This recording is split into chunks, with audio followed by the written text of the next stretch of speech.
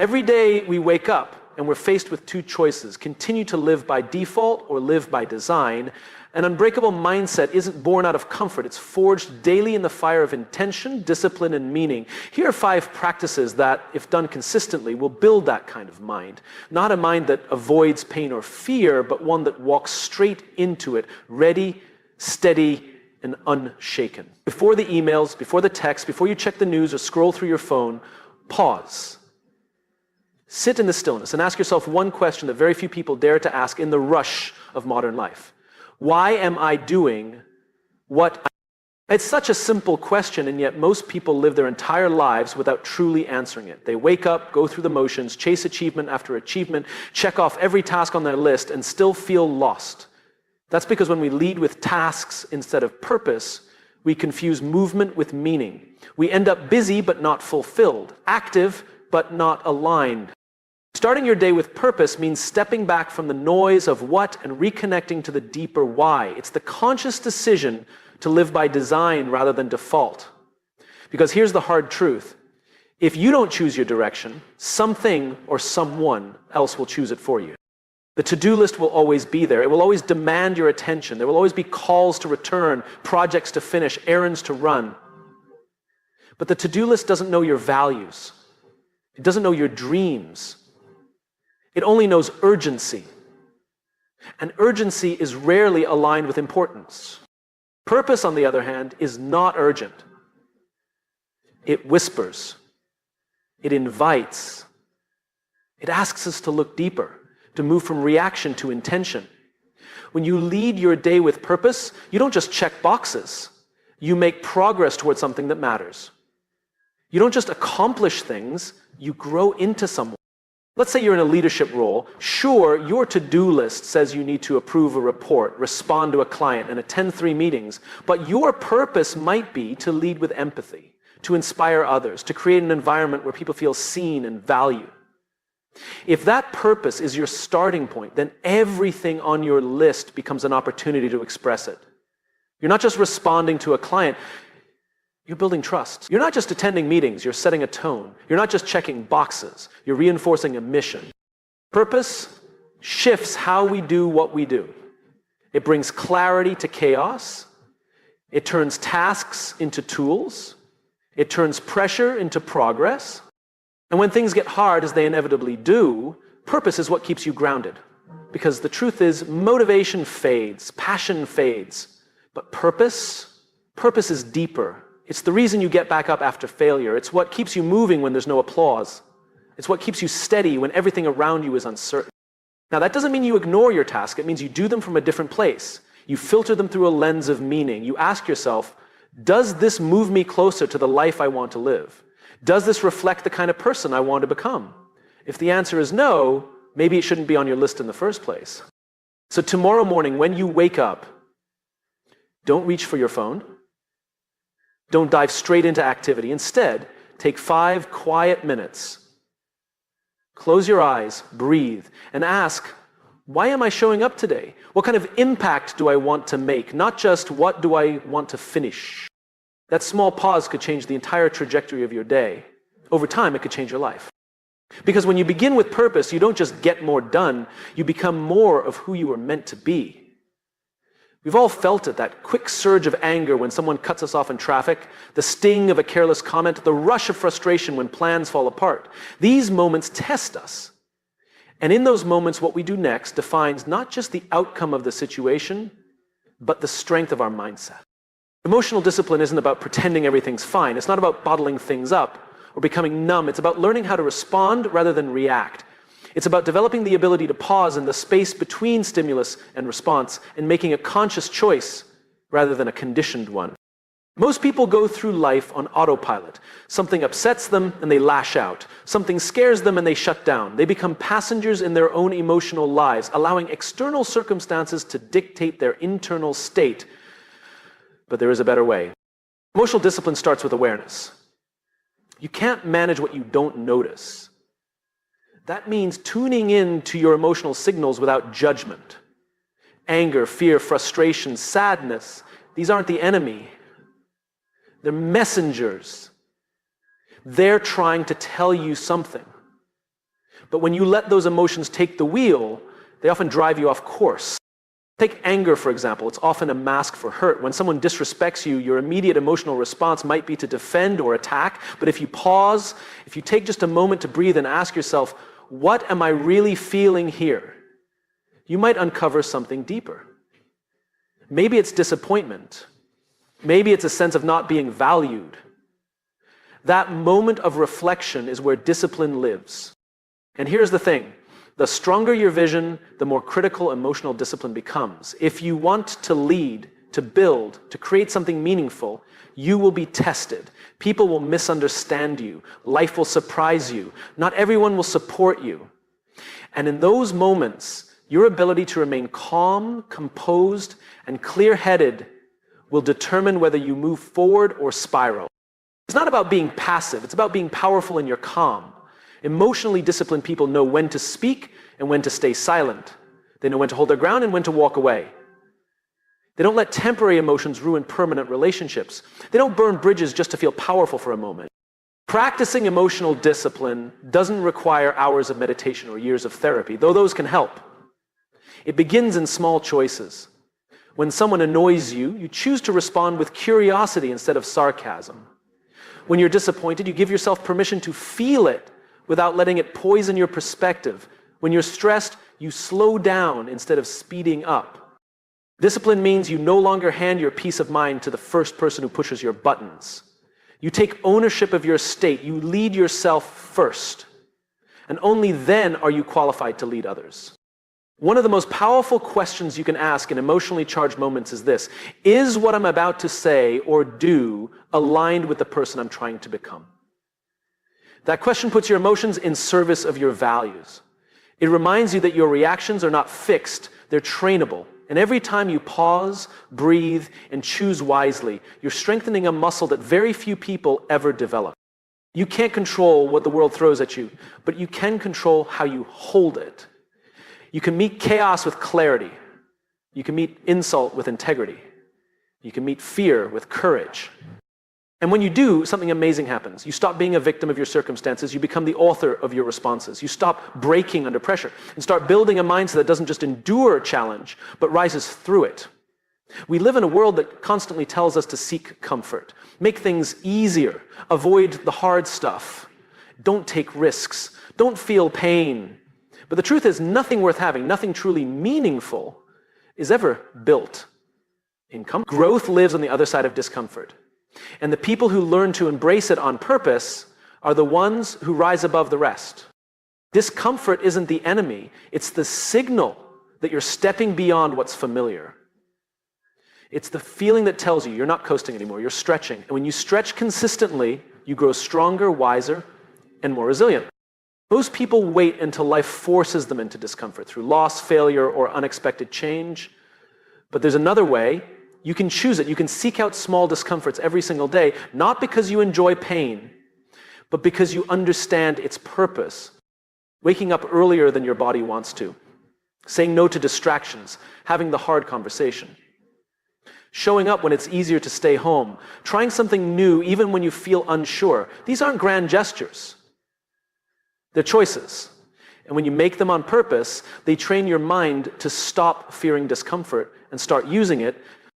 Think about a muscle. If you never challenge it, it stays weak. It might not hurt, but it doesn't grow either. The same is true for your mind. If you never do things that scare you, if you never step outside your emotional or mental comfort zone, your mindset will stay soft.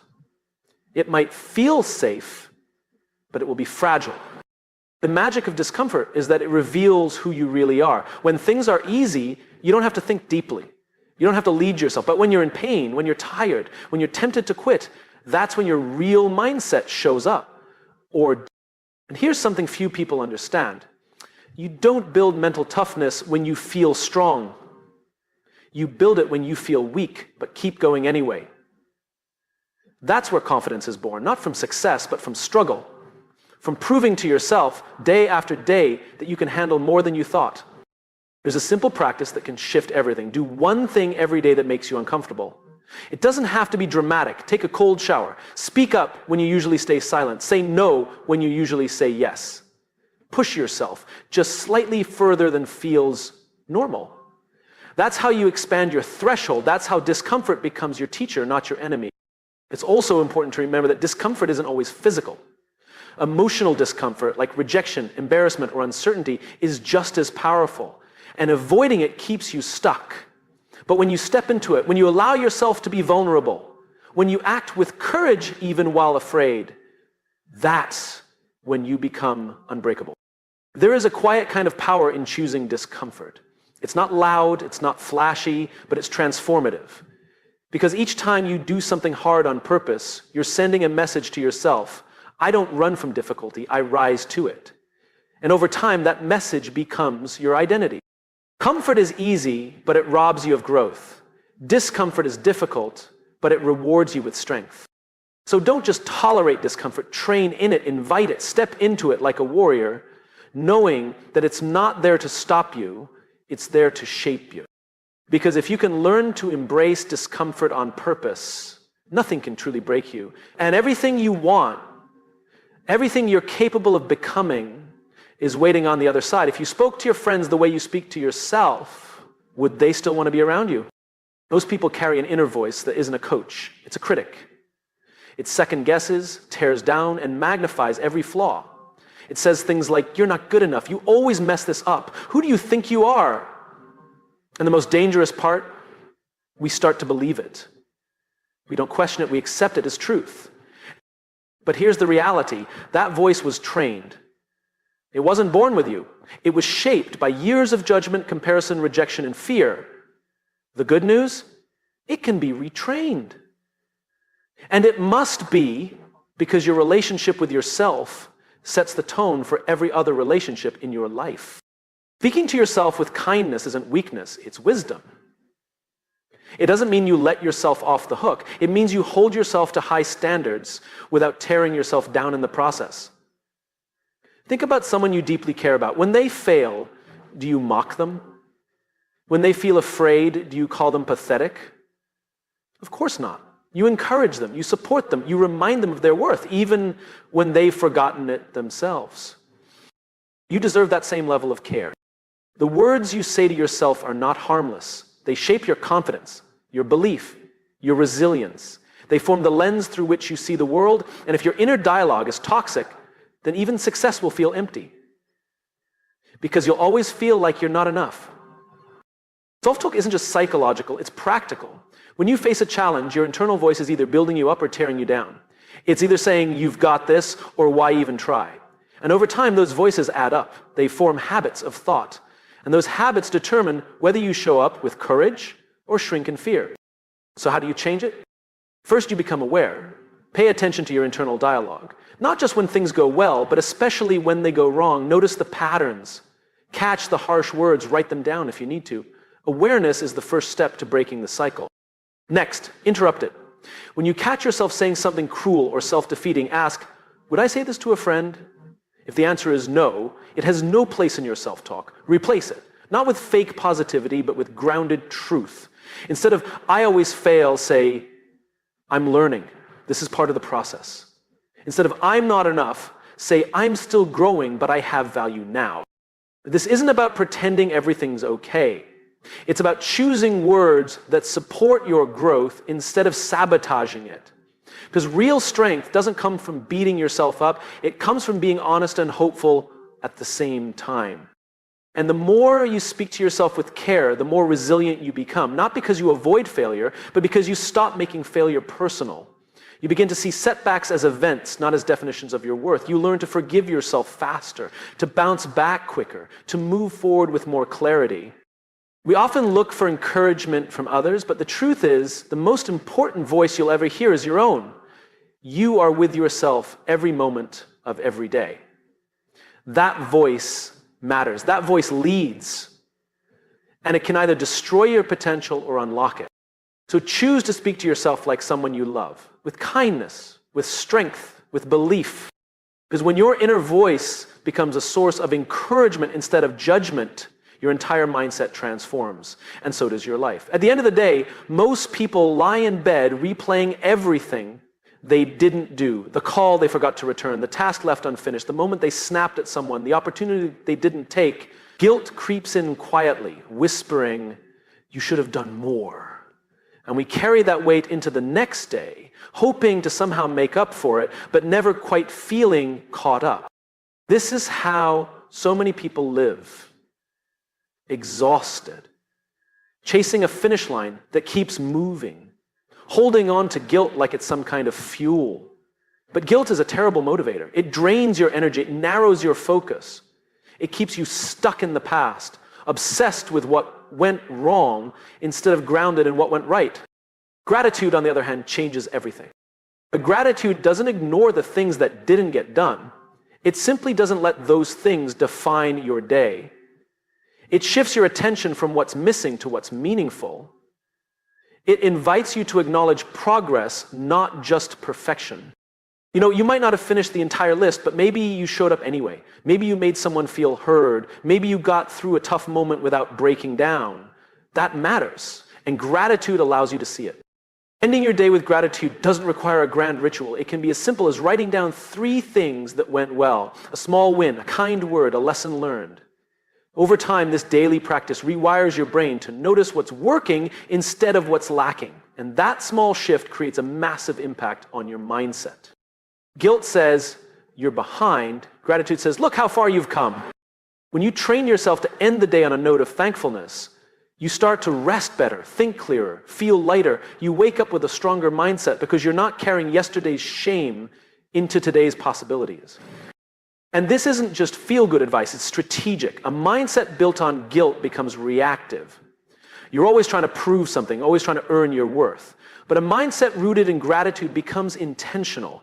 You act from a place of fullness, not lack. You move from purpose, not pressure. Gratitude also creates emotional resilience. When life gets difficult, and it will, grateful people still feel the pain, but they're not consumed by it. They can find meaning in struggle. They can hold both joy and hardship in the same breath. That's not naive, that's strength. One of the most powerful things you can do is take a moment each night to ask yourself, what am I proud of today? Not what went perfectly, not what got finished. Just, what did I do today that mattered? Maybe you kept going when it would have been easier to quit. Maybe you supported someone else. Maybe you simply survived something hard. Recognize it. Write it down. Let it count. Because when you start to close each day with gratitude, you begin to see that progress is happening, even if it's not obvious. You stop being at war with yourself. You stop measuring your worth by productivity. And you start building a mindset that can't be shaken by setbacks. Gratitude is not weakness, it's clarity. It's the discipline to look beyond what's undone and honor what's been done. It's the courage to say today was enough, even if it wasn't perfect. And when you end each day with that kind of reflection, you wake up stronger, more centered, more focused. Because now you're not just chasing results, you're grounded in growth. So tonight, before the guilt creeps in, take a deep breath. Look at the day through the lens of grace and remind yourself what you did today matters. That's how you build an unbreakable mindset. One grateful moment at a time.